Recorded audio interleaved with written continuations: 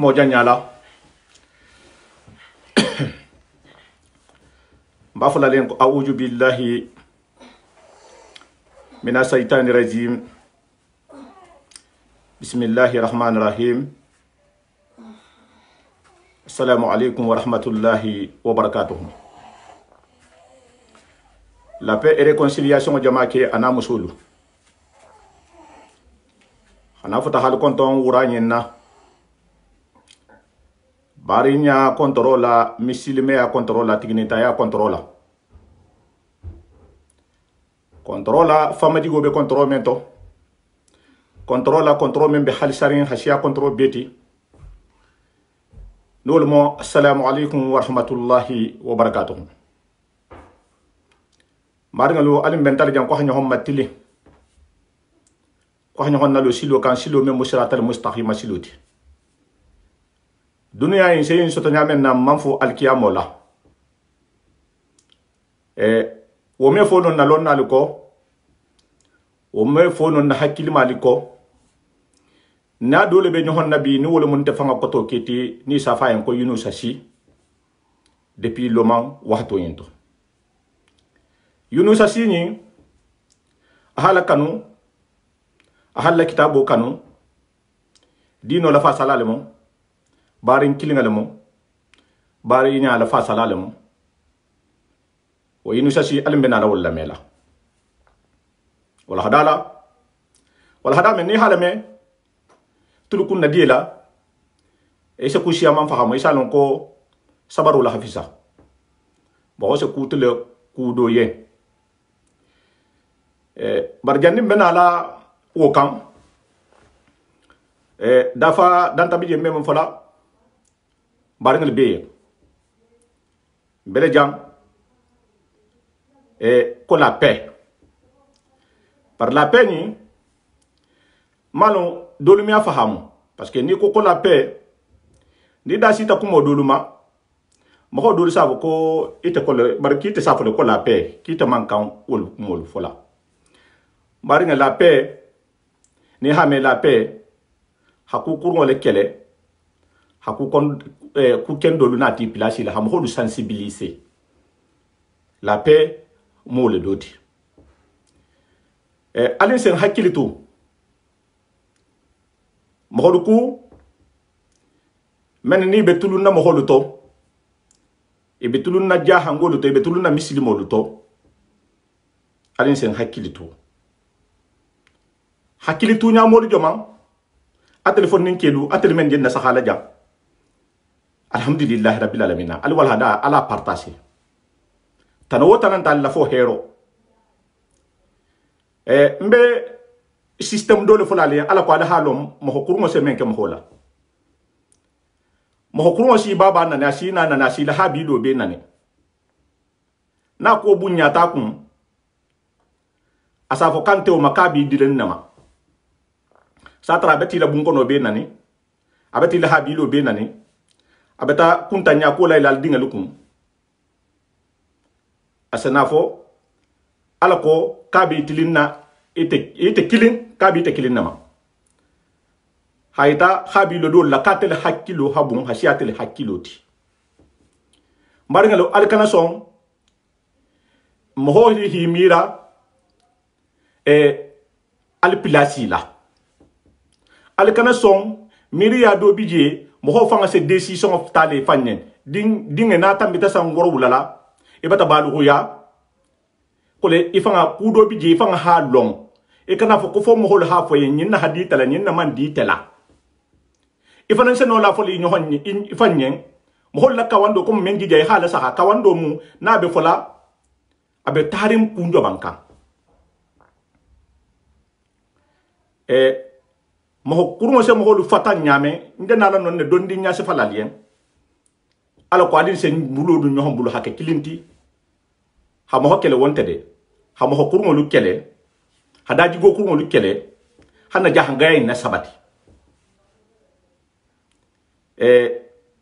mbe tahama sedo tala memma comme ndana exemple même fali ndan sai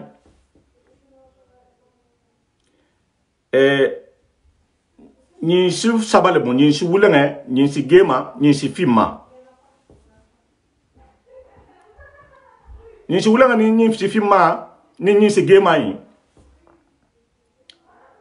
jatolo nata hajo bulata konko bala barna hi ki be kan anti manola nja fola liyen nete ala ko al hafa hamu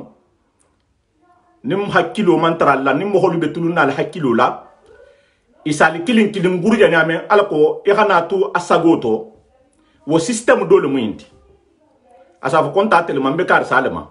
kar sa wona ni wo kurata ni tel ba fa namba mutala awa ni si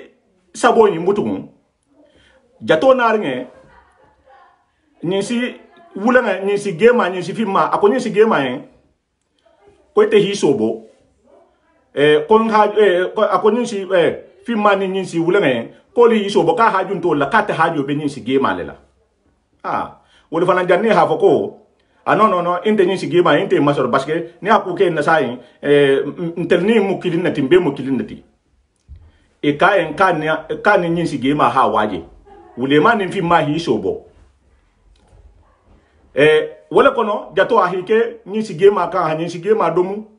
ata konko la mutarin tu wule tan ala lumme ni si wule membije ako ni si wule ngai alsi haket de mal men den kilikante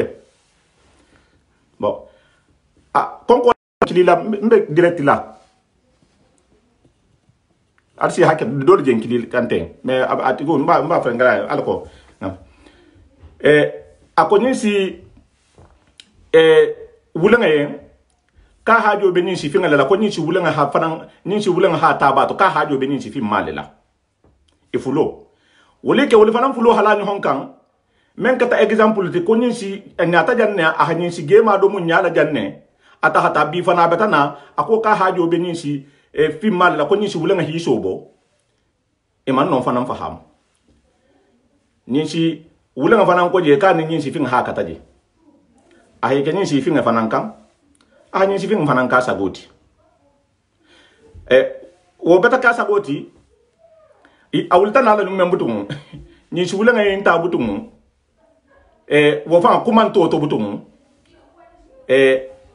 a he ko kan je la ho ka saboti mbarum jata kilnge kurata ni si sabola hatului hakilo la abi bele kele kam me hayita ko ba hajo be dolo la asafo ka be hajo bole la ka hajo nte do wolula ala ko asibi ma soto nyame woto mbe ko mara jahangol le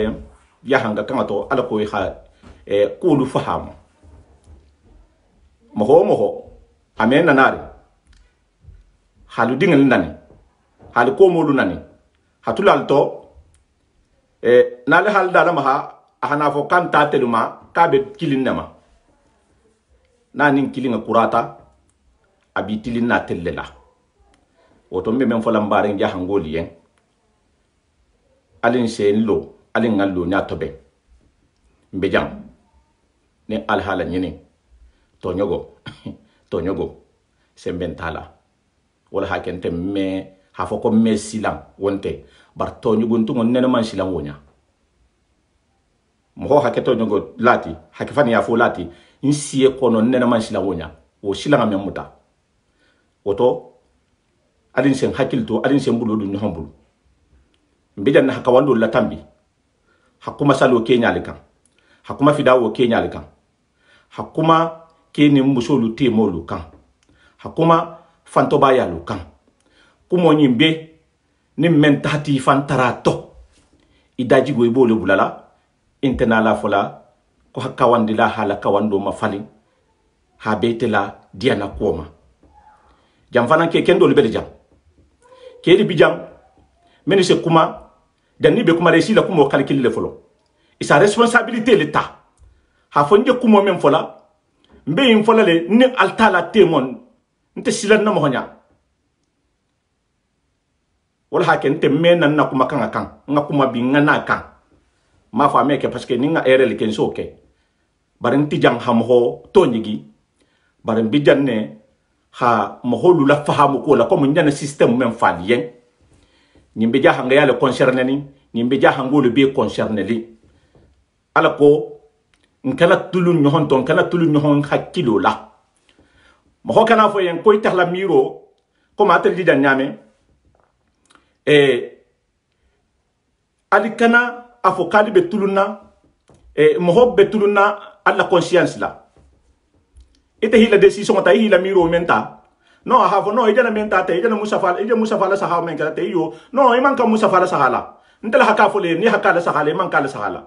iman ka musafa la sahala parce que abetenne c'est-à-dire ite bente la sahala mentalité menna ni hakilo menna afele jutulu ite hakilo la atel katel haka fo lien ni haka kala ni man ka kala wala hakembe jambe sumunna jahanga ya mandalina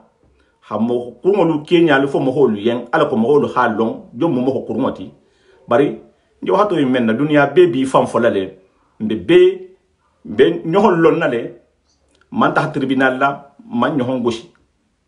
ne ala hala ni mbalni nkoto ke bulala yunusasi ala hawla hada inna me hala bandula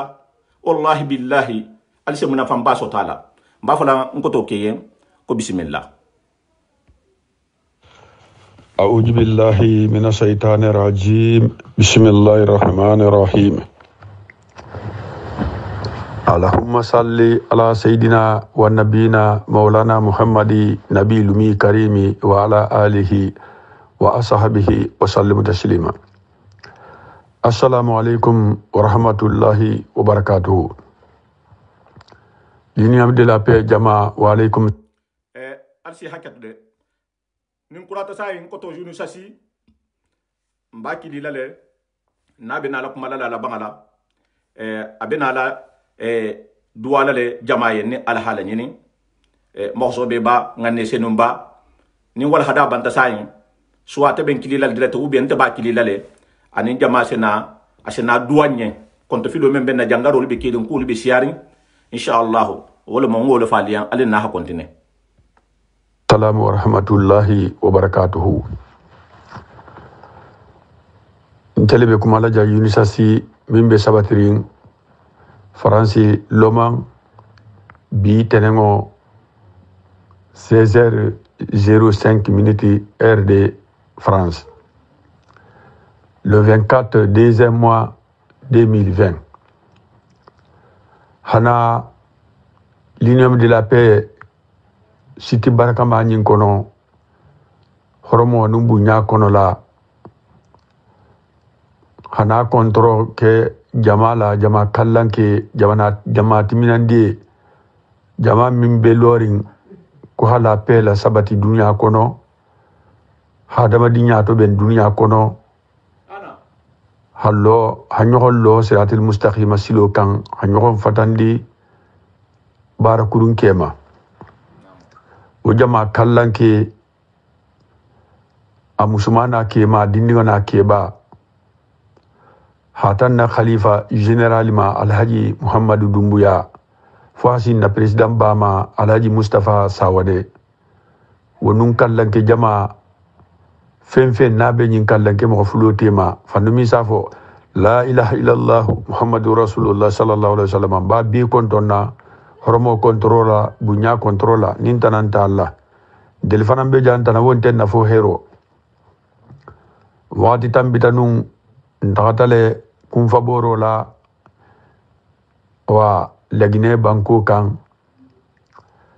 ni wato natan ko sagi na yinindir dula France banko kan Loman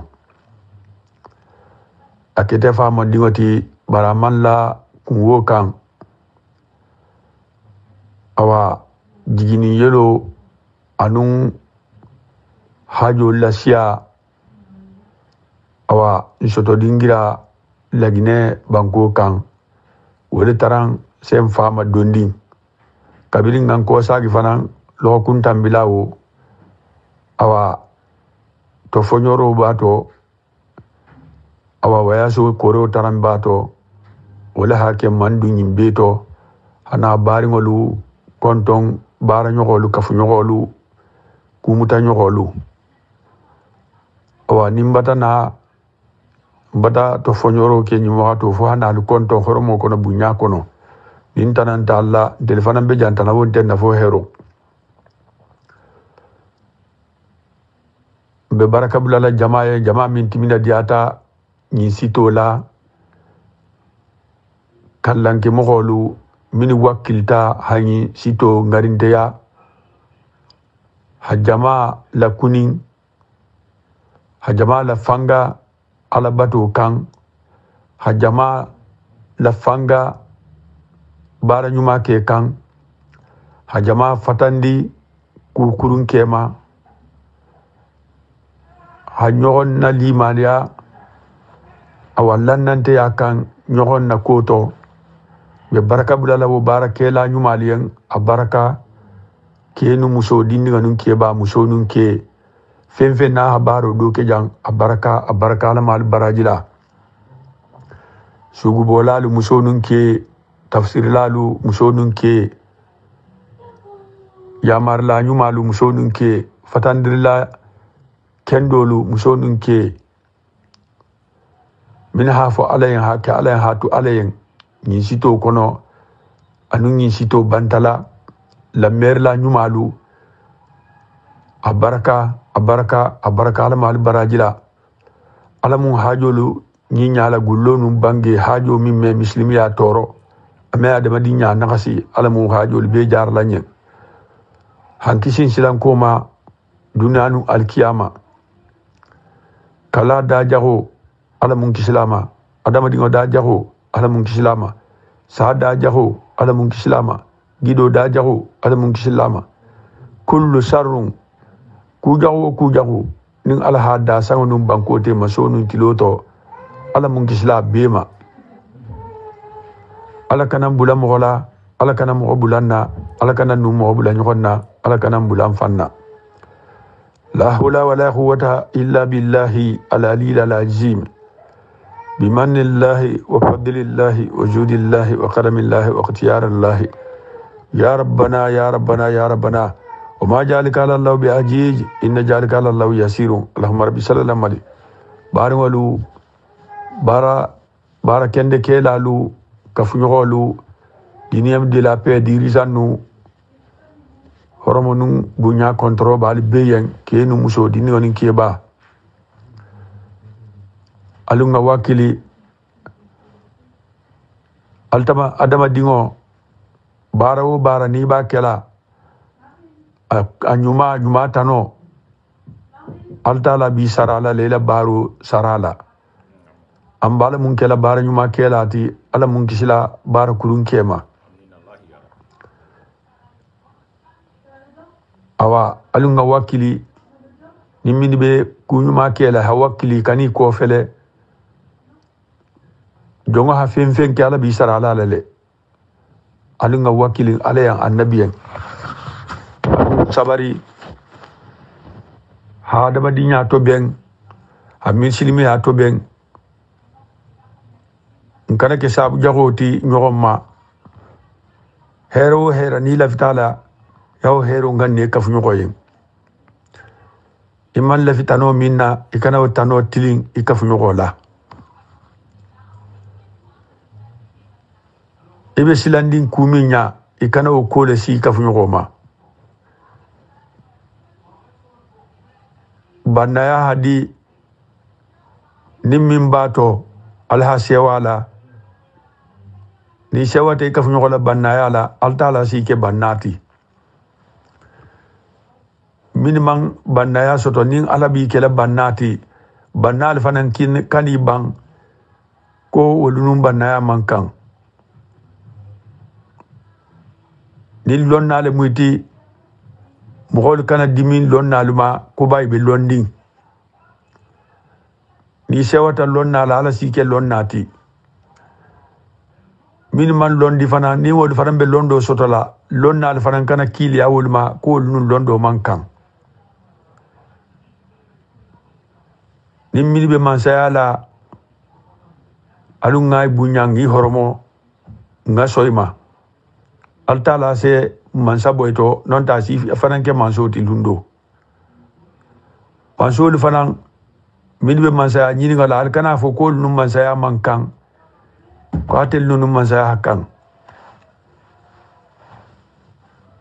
fana mo hasidi ya doleti hero min bulu imman la do hawo soto foyte killing ko man kam mo kuta bulu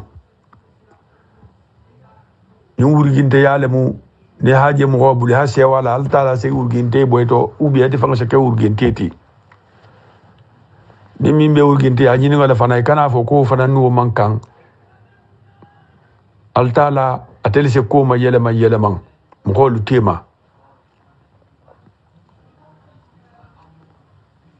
bi fogaro sinin banna bi banna sinin fogaro bi mo ba sinin mo ndingo sinin kende mo ba altala se ko ma yele man tenne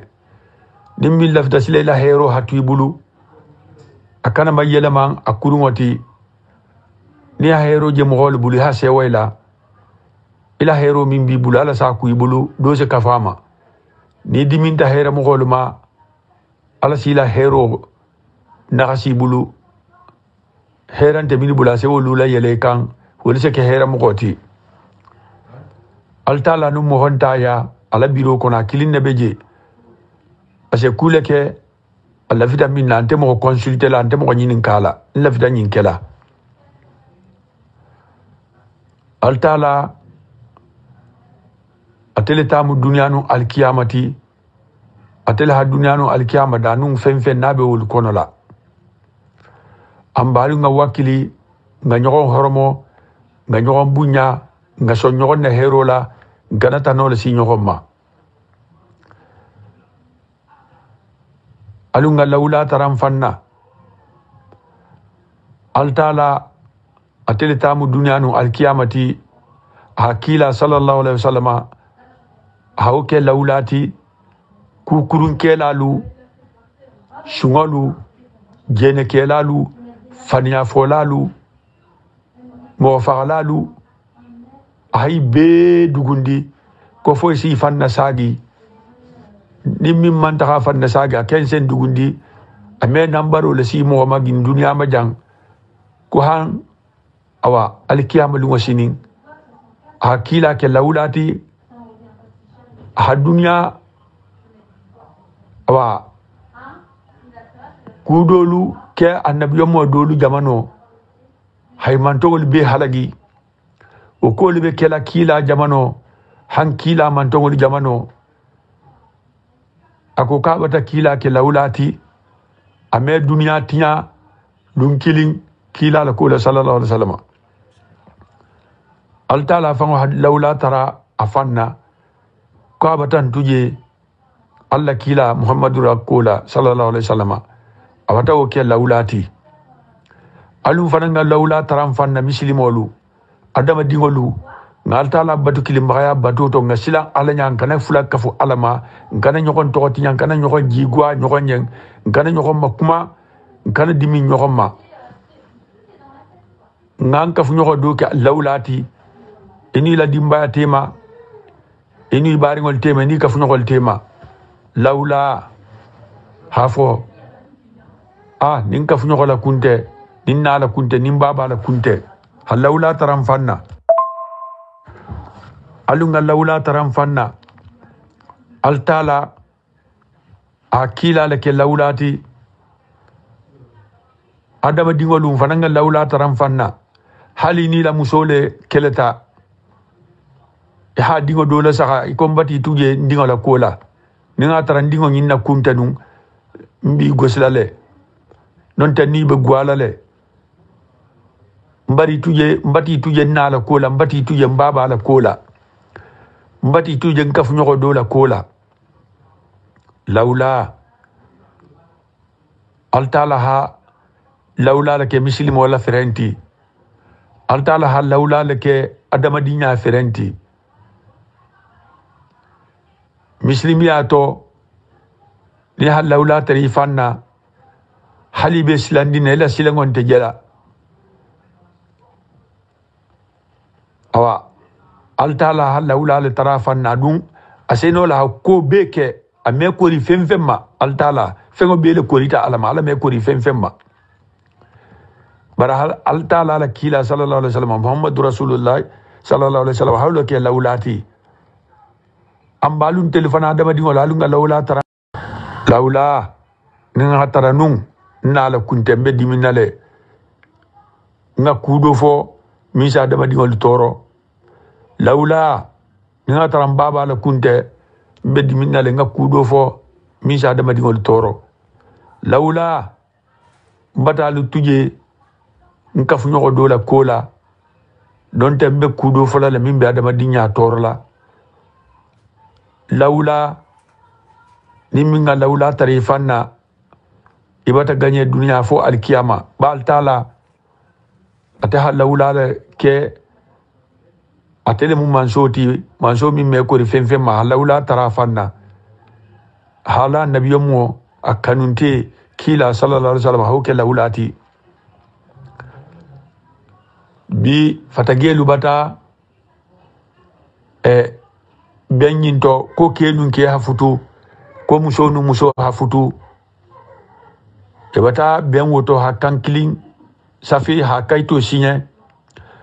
altala bi dunia turinge kila la ko la sallallahu alaihi wasallam man dunia tumbum lutu annabi la lutu jamano alutu kankelu hay dunia nya fata man yela man woluti wo kolela kenun kella to dula kilin sanyi bengo batake uma abata sinya fatage banko kan alaben turinge kila la kola sallallahu alaihi wasallam awa alunga sabari alun faranga laula taram fanna limingi nani ha tuje e kombati tuje nkafu nyogo dola kola mbati tuje ntata la kola mbati tuje mislimi ala kola halawla taram fanna ni mo hina ni mi tasara altala na meta imi tasara altala se malekul bula nyom ho min bulati la hina ni altala safo malekul en ko al karnani ko abata na jondingo nana ma tasara malekul lanarlo o me kum mo goto bari iba kele sabaru sifa minti inte sabar ladi ko ba nonti yen ferenti yen ibe ko tulaji ha Allah altala la muslimi ata ha sabari ko dugo be sabari li nyamina bebi sago kele dugo kan fatage dum fata fingo muslimo nun kafiro bari fem boita ko alta bade banko kono banko kotola kuma nawoti banko be sabaro min keri amariyen hamarigo la yamaro labatu bebi sago kala kan hali negol lemu ni tinyata e belala banko le koto banko sa be do ma hakya sagoti sabaro le nato woti nimmi sabarta ala sila parita ala nin alhamu hola kelo ke wala fisa ko beti kelo be awa mimma silanta altala la kelo lemu altala dun ko le inna allaha ma asabirina ko te altala ko be sabar la le ma fangola amba alunga sabari nimmo ko sabarta sabar ke nyingola ala sila fasa ala sila kelo ke ala la kelo me kun dafengo to dafengo ni ko ebe kelo kela ise do kele se wono ise do kele se kori woma baral tala ate ame kori femma dunyanu alkiyama ate tama beta la vitamine wole be kela nimmo hi totinya imi ta sarahi de ala safu maleko le alu kar totinya batan na jongo totinya nimmo hi toro halu abati toro sabarta alayen altala safo maleko liyen ko hita sara nimmo hi gosile imi ta sara altala safo maleko liyen ko ar kar gosi abatan na jongo gosi altala sita sara altala la jogo boro mo adama dingo to da fe ngoto o me kun dafen woto adu altala antala lahido bayila jongol lesi lama lahido bayi bal altala ken antala lahido bayila de alunga sabari nyogonyen alunga kutu nyogonyen alunga nyogon horomo alunga nyogon bunya alunga dumbunda kilina alunga bobunda kilina alunga na nyogon totinya alunga na nyogon makuma alunga na nyogon kele alunga na nyogon dema kele la ha nyogon na sabari ha nyogon dema sabarola ha nyogon yamar kunyuma la ha nyogon fatandi ku kurungoluma adama dinya ni lafite hamone bo ibe sabar lale adama dingon te habada tula dunia kono la alta lalemu habada tulati alta la tele tamu dunia nu alkiyamati abele haibada ame bang barda fe bebe banale ite ni la ke yani ini la nabiyo meya ini la waliya ini la guritigiya ini la londiba lundo te koko karin te kering ni la lumina adama dingolu itarambe min horomola ibi bunyala awa alibe dunna nyogon alibe bolo nyogon na wollebe ila koto benna wolungo wollebe taala hataka ibade adama dingo dum munnati adama dingo dum ba fankela munnati dite takati fantawo adama dingo luma hi fanna fisiya woluti ya wolu totinya ya wolu kele ya wolu jiguwa nyogonyen ya wolu toro ya wolu nyahan kata ni fakata lumina wolle mambe okipele ma imeno ifantala imeno femfenne fanne imeno fanne gaburo sinna imi fanne gaburo jakano imi fan kuno imi fanta samba ko kono hisamba gabru dala adama dingo lebe nyimbe kaliyen ite dum mi fanne fisiala wol timunna ite dum bi fanta la wol mamunna ibi fan kotota la wol timunna adama dinya altala ko ka adama dingo dale habbu nyanu horomo ko kenna koto ambalum fananga nyoko horomo nga nyoko bunya nga kutu nyoko nyeng alunga altala batu kilimbaya batu ton kanak fulakafu altala ma batu to la ilaha illallah muhammadu rasulullah sallallahu alaihi wasallam altala hako be bannone batu fen wonte kering min batu se mo mu nafa batu tanya hi toro fo altala lem batu fengoti atele num batu hawla mayata la hawla wala quwwata illa billahi al-aliyyil azim be mun nani nabitu altala hanyi be la alquran wala kono sembente da fenna feronte da fembulu kewuyante da fembulu nonte da fenna fo altala adama dingo dum ba fankela munati silen alunga nyoko horomo nga nyoko bunya kafiro le muba misile mo le mba musole mba kele mba dindigale mba kebale mba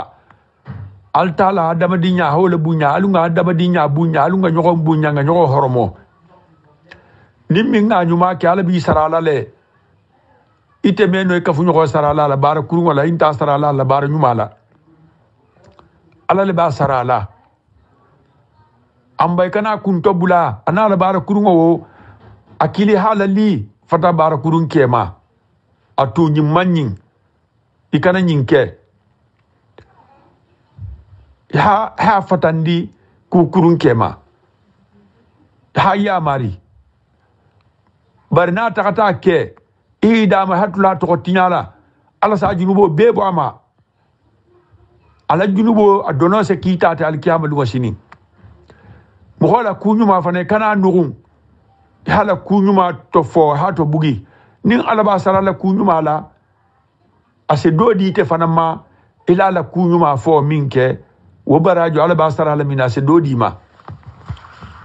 awalu nga sabari nyoko nyeng hakutu nyoko nyeng ha nyoko horomo ha nyoko mbunya menar ne ko to inu sa simbe continue kan barngelu harabadinya be continue la nala wala hada sifa intaliye alsen ko to inu sa wala hada la mani mala be nala wala hada do lukan abena la kuma kan do lukan al hajiga bale moliti albata me jan hafo mo ila ko me keno mo le ko ke woliyeti e hake mo bati e haka kalte beti e me keno mo le ko mo me ta hafa mbade ko do bije ni wo mo so to har lan juro luto fo mo lo hi magi woto hi fansiya nyonti hi fanna fisiya nyonti adalido do leje initi ni ko fisa mante yabe kerin hala bulo men kam misli mo lo holonne lon na le so lo folanye par wala hada benari wala hada menu nabal munafanna nabe kala jahanga dinga lien ku kendol to wala hada le bijang lon na le bijang lon na menu ala koten nkila koten lon na menu me wala hada bo ha plaisir ke mo hoye bar hasilan alanya wala hada bolalu bijam wala hada benar mbulu nyina wala be kala wala hada al haji ka balleti woto alsi toben wala hada benar ni al halani insha Allah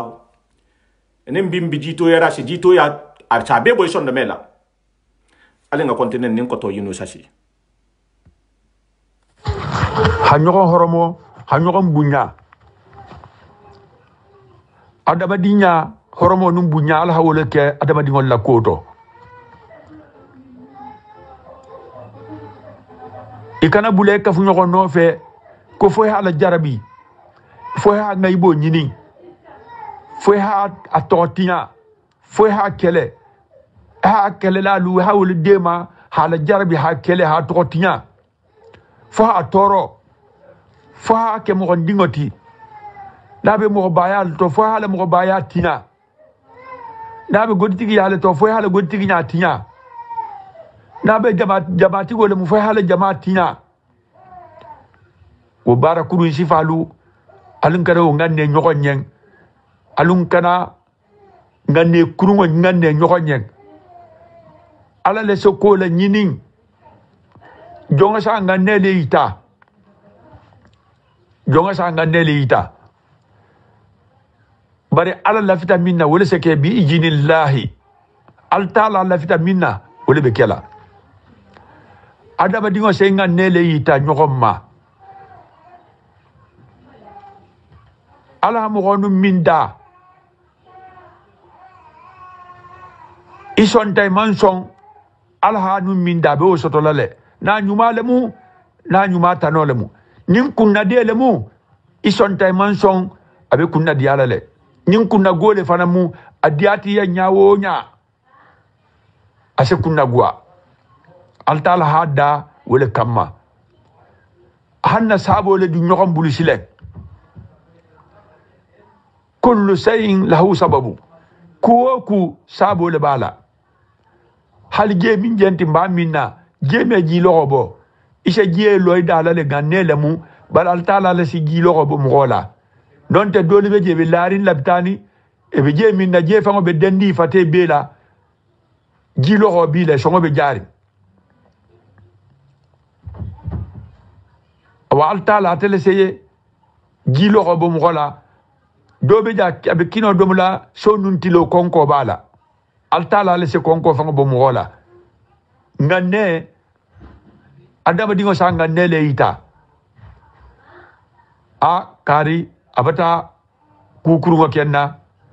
ni ala son tamba kelela le ya nganne ko be mo kelela ibe kukuru kelala ning ala manson isi nganne le ita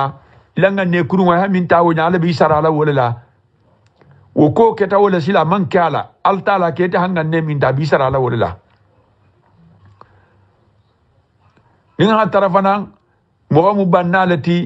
ita batang ifana ngangan ne ko ngakata falta la ngadwa nyi nyakare habbanna ya soto albata num bannala tege nyogoma atata banna ya soto ita la nganne ala bi sarala wala ya hakunu ma min ngannaye bar kuwa ku abellala altala la tegole kam bi ijinillahi amba nganne kuruntigolu alunga nganne kurungo tuje hanganne nyumata nyoko nyeng ala minke minya mo gonte o tinyala ni ala londo di mimma mo gonte wala londo tinyala ni ala godo di mimma mo gonte wala godo tinyala ni ala minke jamaati goti mo gonte wala jamaati tinyala ni ala minke mo bati mo gonte wala mo baya tinyala alunga nyoko horomo alunga nyoko mbunya alunga kutu nyoko nyeng alunga altala batu kilimbaya batu to kana fulaka fo altala batu ma alunga silang alanya alunga na silang nyoko nya adama dingo ni silantanya isi bura male bara altala ni silantanya isi madwala lungolung alunga nganel khalisa nyoko nyeng adama dingo be sino kala tumo min nami sino ko tumo long ite dun seno munne kala mo wala mo mi manno afansi no ko tumo lonna ibe kunin na tumo min sa jele be kunin ding imi kunin tumo fango long ite dun be no la mo kala nyaadi ibe munne kala mo wala konko bi mutala imanno konko kala tatu haybada man do muro ke ite be no la munna la silek iman no kumi na ifanye so no wokola moyen konko bi mutala sino bi mutala ibe sino la tumo minema wolo ibe kunina tumo minema wolo konko bi la ne ha domuro ke saje konko bata boyla mi se konko buila malo mi se konko bulale malo ite saje le doron konko bati muta manso mi se oke wole mu alati wole mu batu fengoti wo manso hasilan wonya haw batu kilimbaya batuto hanyoko horomo hanyoko bunya hanganne khalisa nyoko nyen ala de se ko beke wa altala hanna ko di wa altala ma nganna ko dung altala wo bulu manso mimma me ko ri femfema mansa ko ri bal kula lamu na tella fitam minna wala bekela ite dun non ti be ibulula ferenti ya sembenti la ita dum ba fola sileng ko kaade bata kuki la ba tapila le iba kelela le iba torla le ita fango be torling konko bi mutala sino bi mutala ibe jangarla ibe fagala dise no kula imi fambo fuito imi fambo sino bulu imi fambo jangaro bulu imi fambo bu bo saya bulla imi fambo dimi wo bulu ni sewa ko na tala se sewa ko ki yen hakila mo yen hakila mo la ninja garo na ta asaki la mo la asaki inyal itefangola ni saya nata asisi tefama asisi la mo ma e ite manno wo fuila kisila ite ko se no kula iman kuga sai la mo ma jangaro to ima buama saya to ima buama toro woto imam fen no ifamma ni ha minje isalo manso min ngawo kila atelebo kele ka funyo ko fadanna ahike bannati nyamina si ka funyo ko kele bannati wonya ahike lonnati nyamina si ka funyo ko kele lonnati wonya ahike fuare ti nyamina si ka funyo ko kele fuaro tu wonya ahika funyo fakanya mina si fanan fakale wonya ita dumbe ifan lala minto silen kabiri dunya data fo bi ala lebe dunya annabi yomme minu nata wol be taxata walle min nata be taxata goddigo min nata be taxata karna bani min tarambe je siamam batata bi annabi yommon ten tema mursalino lu ten tema lonna lebe kering waliolu wol fanan doli be kering bar min taxata wol hamun ke alala min ngake ala holi samba annabi yomol nu wali balu anun go tigi balu imam fen ka alala min sa altala dimima bar altala hala man sala ita muholula ha fo telemu alati allafita minna wala be kela ambalu nga ne khalisa nyokonyen alunga fata nyokon to tinya la to tinya ila mo to tinya wonta fala wonta torla wonte do bola la ko la fona hado la ko kan na sabarta alay ni mo holu dimintima wonti tala ko tinyala ante kubole la ko la fona hado la ko kan altala la vitamina wala be kala mo la vitamina mo wal singa ne leita altala ta wala be tulama kabirin dunya data lumina tilobo bala tilibo abe jigla tiligigo hambi mo manno an mo na la karangwa na la wali na la nabiyo meya hambi ama fo ko bi sonte kula so hatu amanku ay bada altala la vitamina wala be kala alunga kuto ala bulu atel tamu dunyanu alkiyamati nga sila nya nga batu ala se soto sabo minila nga denwo sabo lula altala la sabu juma be mo holle bulu haw sabu juma lu habula wo sabo lu ko nga bula sabo lu ko altala la janna sabo lu wobe adama dingo le bulu la haw sabu juma lu habula wo lu ko nima ala long e ha mo hol nyini ministre alay masoto nyaay tila bar hakke sabo ti de itelmi ila ko ke dessiné ha fo ibe taklar jannalu ar jahannama ibe sabo le nyini na adama dingol la ikoy adama dingo doli fananga sabo nyini nyamina sabo nyini ngo kabirin dunya data lumina fo bimbole nyini na nyogona e ha sabo nyini mo holla wala ha sabo wal fananga sabo nyini mo holla la mo hol fanan be sabo nyini na te fananna nimmi nga sabo nyini la silen ifanan kana kun tobula hafo ni haje kari aketa lonna ta ala lunte ala num mo honte barla ala kilinamu e aketa sabo leti ni haje kari ha godo soto ala nunte iketa sabo leti ta mangodo dama itanu ala mande ha godo dama ni haje kari keta mo hota ala nunte abe dalatu momin na hake mo hoti itendeje ala le hada hala anana baba harjigeto hali anana baba ulman kulon wotumoto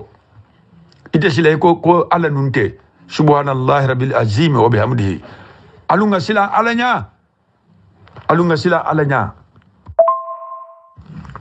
sila alanya daba dingolu alun kana ku dembendiyam fanna nse junubo soto kuminto altala la jusubo se muta kuminto hanyokon kunto bula hanyokon totiya habula nyokonna hanyokon fafa hanyokon nani hanyokon dohoya alunga wotuje alun kana nyokon kunto bula alun kana nyokon kele alun kana nyokon dema kele la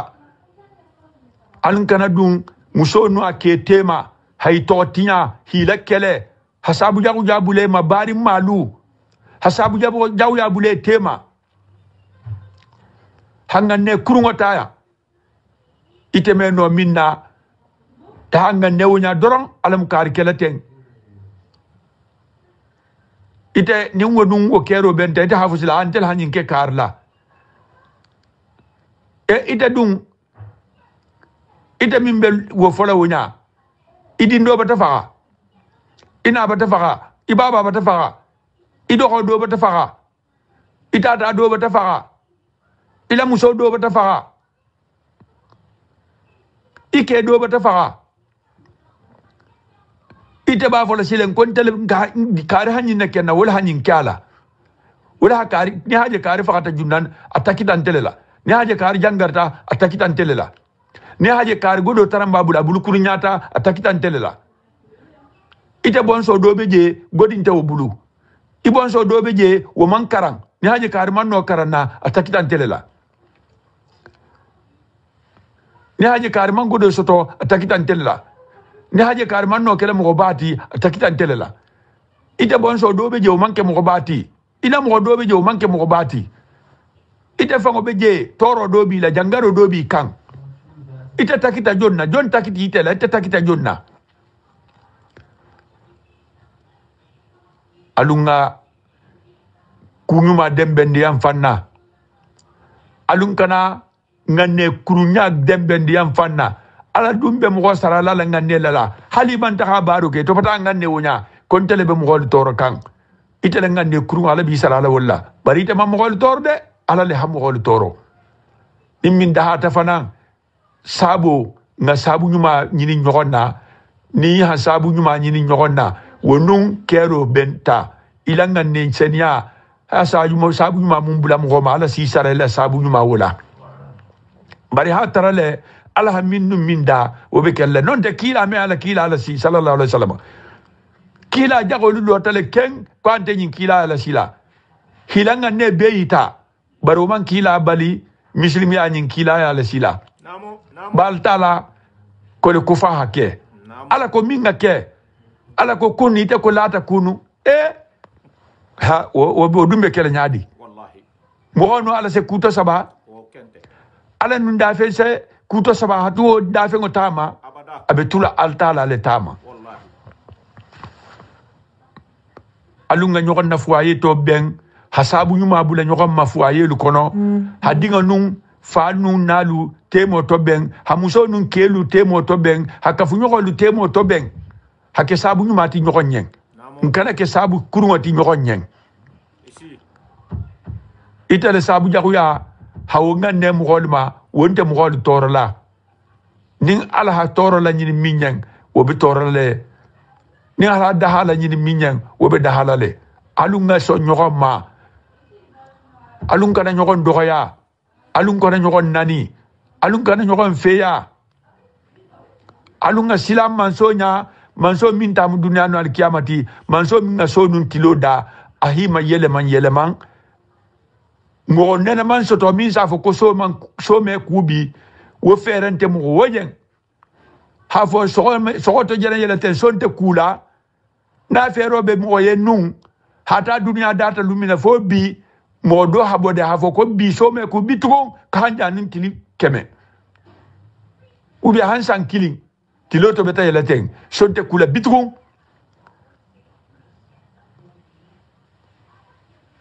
la ilaha illallah muhammadur rasulullah sallallahu alaihi wasallam adama dingolu alunga fankanyang alunga nyokon horomo alunga nyokon bunya alunga nganne nyuma tili nyokonna ni la fita hero nganne ka fu nyokol yeng wallahi basu ontaje yay be hero nganne la adama dingol yeng ala be hero kele yeng ibe adama dingol bunya la ala bi bunya la ibe adama dingol horomo la ala bi horomo la ni adama dingol dogoya e sabarta mi ta sara ala bi dogoya la le isonta imansong ni adama dingol bunya e bunya mi bunya ala si bunya ni adama dingol horomo e horomo mi horomo ala si horomo ya kunyu mangande mo golien ya kunyu ma soto ala se kunyu ma kite inga ne ala bi sara la wala be sagilima ne kunyu ku dago ngane mo golien ku dago ketila man kila ala se ku dago kila ala bi sara la ku dago la ya min ngande mo golma awa baswonte adama dinyala ni la fita hero ngane mo golien ni la fita bunya ko ke mogol la hak bunya ko tili mogol la iban la fi feya la kana mogol feya ni ha mogol feya ala se malekul bulala hi feya alunga adamadinya horomo adamadinya bunya ha hero ngande nyogonyen iman la fitano minna kana utano tili kaf nyogola ibe silandim fenfenya ikana wo silanko ikana wo tili kaf nyogola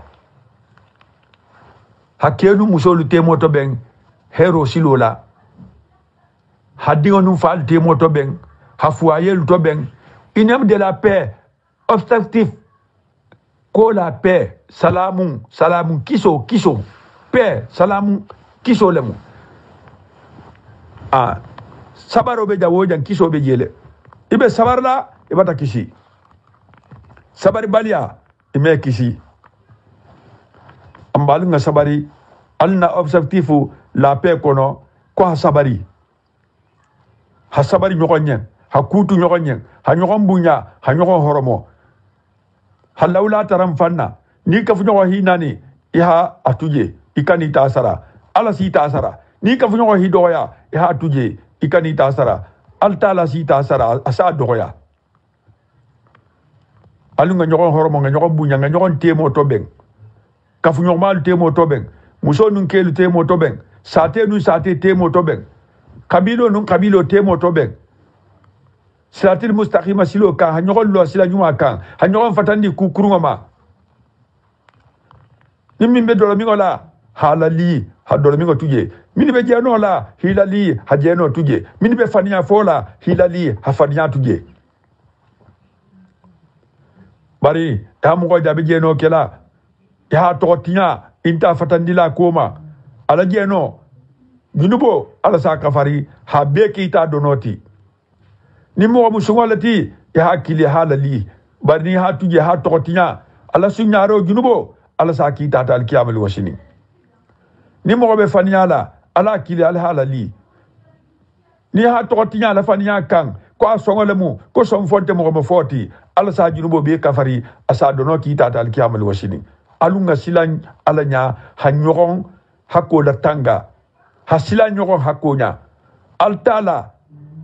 nyogo ntelu adama dingol hakko wala se mo toro alkiyama li wasini femimbe adama dingol ala tema wome altala se diyalawma fuyan hadiyama fuime bo ato fadan kuwa kunabe mo gonu ala tema altala le tamunti ni fanda saga ma se diyama bari kaf nyogo hakko ikaf nyogo hakko ala me diyawuma ala me diya hakko ma de alunga sila nyogo hakko nya alunga nyogon fatandi ku kurungol ma ha nyogon yamar kunyuma Allah ha fata nyogon to tinyala ha fata nyogon kelela ha fata nyogon de ma kelola alunga kutu nyogon nyen alunga sabari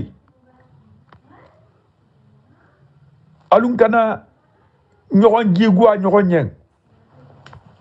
awante na la tambila janna kumo batasiya mba resume lale alqur'ano benun kumo lamu ku fulale be alqur'ano kono ato ikara ku kurunga ke alunyin ke ku nyuma mun yinnati nala ku nyuma ke isa altala ku kasa alla du arjanna nala ku kurunga ke altala ku kasa alla du jahannama awalunga sila alanya haltala batu kilimaya batu to hanyogon hakula tanga hanyogon haromo adama dingol horomo adama dingol bunya ninga oke altala se kunna dia dunia fo alkiyama hanyogon to tinya tuje alkiyama lugo sinin isa alquran karana baluge mogol be mogomi ma tola dunia jang ko lonna ballemu ko wani ballemu alkiyama lugo sinin ya perdi ila baro beto ila alquran karango anila salato ha perda beto mo kumo lemu anum mo kelo anum mo gigua nyogonyen anum mo kumo mo wala fo nyogon koma perdi min bato alkiyama lungo sini asembo habun ite yan dunya jang ila ko be bending alkiyama lungo e habono ala mun kisla alkiyama banoma awambena ala danja jalin sha haketu nyogonyen kuma o kuma ninta ta fo jang anyuma alu nya al tombo ali tale moldi a kurunga be mun talati ba dama dingo ha fen kala bi sarala wala na nyuma lemu ntalemu na kurunga lemu ntalemu bara nyuma ali nyala tombato wallahi ni mo ku nyuma ke ya ha mato ala ku nyuma ka ni ala basara ala si sara ase ala ngane ila amato ngane nyuma ala si sara ala barna kurunga lemu akilin talemu amba fen na manyinda ntalemu na manyinga minfo ntalemu kaman mankuto be kila kiline sallallahu alaihi wasallam jonto ma bebe nakasi mankuto le kono fen na fota mbuli ja manyin alhalo nakasi mankuto yalemu jan haket nyokonyen ale annabi nyin kuma man desna mo kamade jan haket nyokonyen ini abdi la paix yanki la paix ma salam alhamdulillah nsama so la fondi sire ya tadu masha damma na ini la paix alifa do le muteng Yunus Assi kume tinyano nyini yala ni alifa kendolu ni belen na shitolu kono be bari nyaaye be muslime yayen mbaki di la tan ahdwa jamayen alkan tahafolo de be nkoto Yunus Assi kilila ala ko hadafa dan tataliyen insha Allah mbena men la o kan sena o lawo kan nyina wala hadalu bijam wala hadalu betar lambulla janyina abe kala wala hada alhaji golleti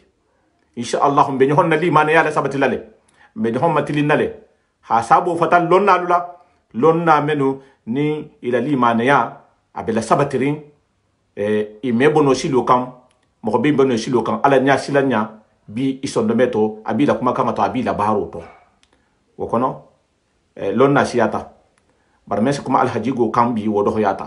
insha Allah la pen ngo lonna wolle be ni hon kam ani wolle fanan be ni hon to insha Allah jamma interdit lonna fanan femma nim men se do fono ala koten kila koten abunda bela karin ni hada kan ko la pesa alaka nga koto Yunus Assi ngala sahani sama soto na hadon nim fo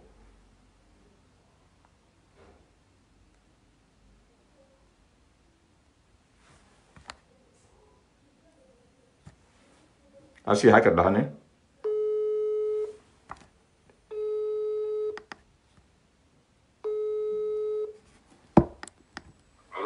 Allo? Assalamu alaikum. Wa alaikum salam. Koto? Alaikum salam. Sawale. Si, kota nante? Tarawon ne sawale. Tarawon ne sawale. Ko barka. Barka Allah. Mbeta wala hadala me? Inshallah. Misilimolu fayda nko fayse da fa fulata misilimolu yen. Inshallah rabbi. Ejana faydo yimendi ma. Iyo. Ntelle folo be altala tradi yem folo. Inshallah rabbi. Simayala. Inshallah rabbi. Gata kende yala. Inshallah rabbi. Laban kunyumala. Min Allah ya rabbi. Khafem boy to menga CIT. Inshallah rabbi. Tambe ne fo kanjam kunu ko janga alifa Allah duwa be ko khafem boy to menga CIT. Inshallah rabbi. Na alifa lu bi ni ko menga londo ke CIT. Man ke mbata din kuru nyamte natanten na fusinten na ko fa hande to holula e habaro men ken to lu barla daji go men bila o daji go lun ten na wo halon baro fa le moti iyo mo ni be men na fa sala fa daji go do hatuila inshallah rabbi ino ni ba la fa sala rasulullah sallallahu alaihi wasallam ni te kata kelke lati kata nan lati inta fa la ki ba rasulullah la fa sala utende jahangali fa le fa mbetenne inshallah rabbi wala haken ko ise nanare ntelbe duala le yen suo anintilo inshallah be memma ko keba man jahu dindin ko wo keba dulu malti union la paix kono la inshallah wala hakem ba fe muslimol bete e kangala me jang fi se duwanya jangaro lu be kerin ko lu be kerin mo hol dulu fanante kende yare mente ben jangaro en famba hata dulu fanante kende yare inshallah rabbi to filo be muslimol la be siarin din ku konto fili musuku konto fili ke ku konto fili ila duwala mo problème na men bo silo kan na se matilin hanna lo silo kan wo hammo na men na dun dan na tambi ko to fo se hammo se jaran nya men na inshallah rabbi union tulo bila la paix tulo bila bismillahir rahmanir rahim اللهم صل على سيدنا والنبينا مولانا محمد نبي الأمي كريم وعلى آله وصحبه وسلم تسليما نعم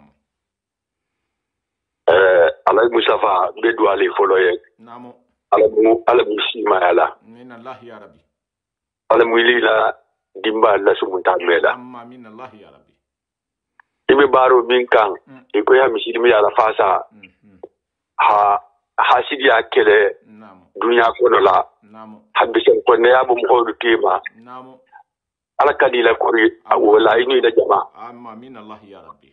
fen na ko ka bi di mala ala mo be de mala amin Allah ya rabbi nin mini ko be lole nya hawsilo bare ala mo fa nam bi may dele man na ke mo ko nyumati abule no fe amin Allah ya rabbi sidin ya ni lo siratul mustaqim silo kan amin Allah ya rabbi ba bi do be ja si jaxuya bari sini sa tra ni ngole mu wallahi wala ñi ngo jaxongo kana fu ni ganka namo hadwa mo kurungol mi be misiri be atorala e da dama dinya atorala ala mi be ma yela mana ke mo nyumati amma min Allah ya rabbi a'udhu billahi minash shaitanir rajim bismillahir rahmanir rahim الحمد لله رب العالمين الحمد لله رب العالمين الحمد لله رب العالمين الحمد لله رب العالمين الحمد لله رب العالمين الحمد لله رب العالمين الحمد لله رب العالمين الحمد لله رب العالمين الحمد لله رب العالمين الحمد لله رب العالمين الحمد لله رب العالمين الحمد لله رب العالمين كلا فانكو صلى الله عليه وسلم كدوا بيت of tamatea mu altala tanto lati ko le fala ni sa ko disi ko la namo ni altala la jangaro ni abe altala la budum bata altala tanto ala ler tanu fulo min be dunia ko la wotanto tila jangaro min be dunia ko la tem konta filo min ba dama dingol la arama konta filo bola amin Allah ya rabbi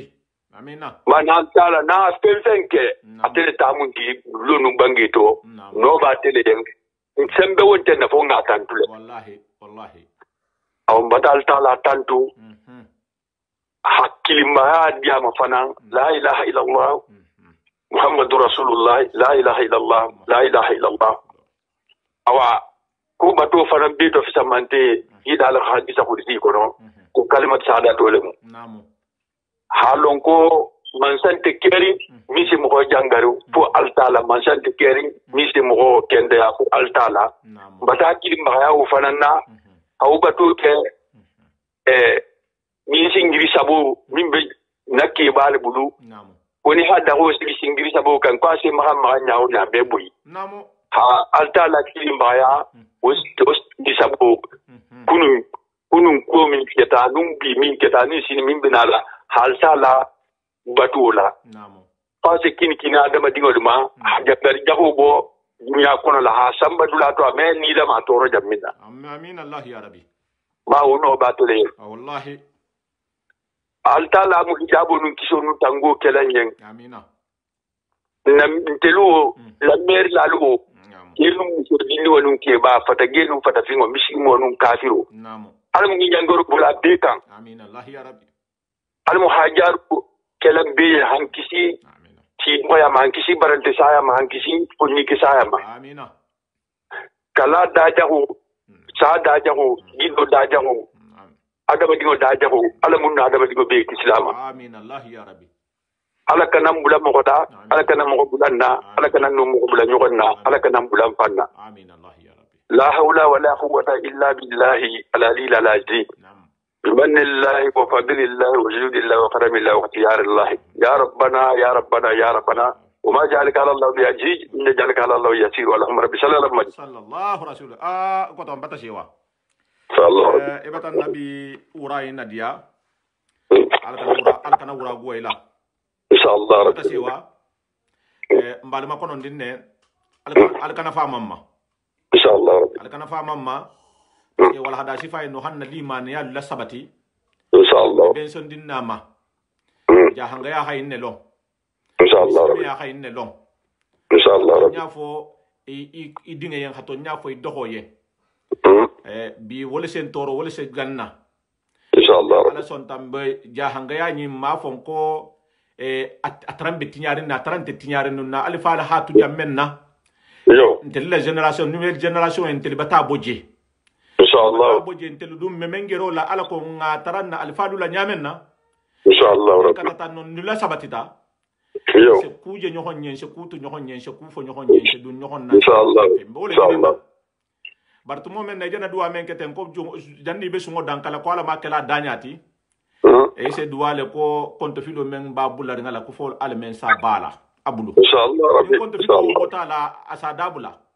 inshallah kembe mba fola mogolien ko men be silandi men be tonyo goluto ngila limani ya hafo inshallah alama limani adi lim nima min Allah rakki inshallah ala ko se tonyo golon tonyo goti inshallah mbe batanya suma inshallah na sukuta inshallah mbe waxati ko tani ala halani ni sana ala halani inshallah ko barka ya alhamdulillah nen ko to Yunus Asi natal taranjato na alfa kendo abata duwa alma la duwa jabila alma sima yala alma jato kendala alma melan kunna e marin muslimo lu mbarin jahangulu ngalo ada da mutajam menna mbala banna jelema alin ngambulo do nyohombulu alin nga kekilinti alin ngallo nyohom fe to nya kam fan yaka ma kurungo mensa ke etumbe kombala comme ni menje mutar ni te kuni ko komba se comme golon ko kelole hato nyale sabati hay bulo du nyohombul hakilin fanna fi samante ya nin kuwolu po wolu mu kulleti walerin tila mbata me jam mo honto fusti fo mo ho e kata fusti be la banna mo holle be tahliti lundo ibe la ibe ilaranga to bien akata jawo janti mo holle bi tale be tahliti bel kumala lo ni kan suwa anin tilo wato be fidawul ni kenyalu mi nya sifale le mislimo li ala ko ha fahamo salulu ni kenyalu bi nya sifale mislimo ha fahamo wal hadal bi janni be kuma kan tauhidu lema ala la kilim bahaya inshallah menari someni menjenar menala wala hada be ni alay mamadu arade bu bentema ni na hala programme long inshallah wala mamadu jabi na be programme talale ni ngama soto na senanare bari mardi lungo mardi menjenar wala hada fulale bembulu mbala sahala folo mbena wala hada jomanti folo barni nga wala hada o kongo tanyame inshallah lalon comme dal tala nyamen alunwa tiloto halu lalon programme membe na la wurala alako alsi to ben akamma wala hada en alsa partage ci tahdula luto alsi barajo soto hafali content dinde mo aldo aldinge alkumata to Mustafa Sawane union la paix alembe waxati ko to insha Allah ni ala halani